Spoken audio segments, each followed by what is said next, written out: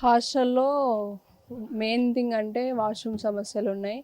Strength చానా ఎక్కువైంది కాబట్టి వాష్‌రూమ్స్ అయితే చానా తక్కువున్నాయి. పిల్లలు ఎర్లీ మార్నింగ్ 3కి అట్లా లేసి స్నానాలు చేస్తున్నా కూడా మార్నింగ్ 9 అయినా కూడా గానీ కాలేజ్‌లోకి పోవడానికి చాలా ఇబ్బందయితుంది. మెయిన్ థింగ్ అది. ఇంక నెక్స్ట్ వన్ ఇప్పుడు వింటర్ స్టార్ట్ అయింది కాబట్టి లాస్ట్ ఇయర్ కంటే ఈ ఇయర్ శీతోష్ణ స్థితి చాలా పెరిగింది కాబట్టి చాలా మంది పిల్లలు చలికి ఇబ్బంది పడుతున్నారు.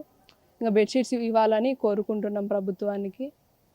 సో మొత్తం మీ హాస్టల్లో ఎంతమంది ఉంటారమ్మా? మే ఒక 350 స్ట్రెంత్ ఉంటుంది ఇప్పటివరకైతే. ఇంకా కూడా తీసుకుంటా అని చెప్తుంది మేడం. అంటే పిల్లలు వస్తూ ఉన్నారు చాలామంది మేడంకి రిక్వెస్ట్ చేస్తున్నారు కాబట్టి వాళ్ళ సిచ్యువేషన్ అర్థం చేసుకొని మేడం తీసుకుంటుంది. కానీ హాస్టల్లో ఏంది మెయిన్ థింగ్ అని అంటే వాష్రూమ్స్ ఇబ్బందే ఉంది మాకు.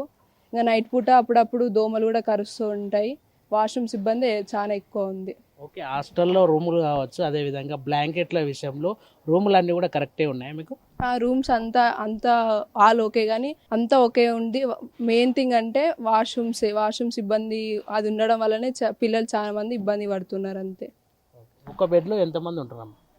రూమ్కి మినిమం ర్యాక్స్ వచ్చినాయి అనమాట. రూమ్లో 3 ర్యాక్స్ ఉంటే 9 మెంబర్స్ ఉంటారు, 4 ర్యాక్స్ ఉంటే 12 మెంబర్స్ ఉంటారు. ర్యాక్స్ కూడా అంటే ర్యాక్స్ని బట్టి రూమ్కి స్ట్రెంత్ ఉంటుంది అనమాట. రూమ్స్ ఇబ్బంది అంటే ఏం లేదు ఇంకా.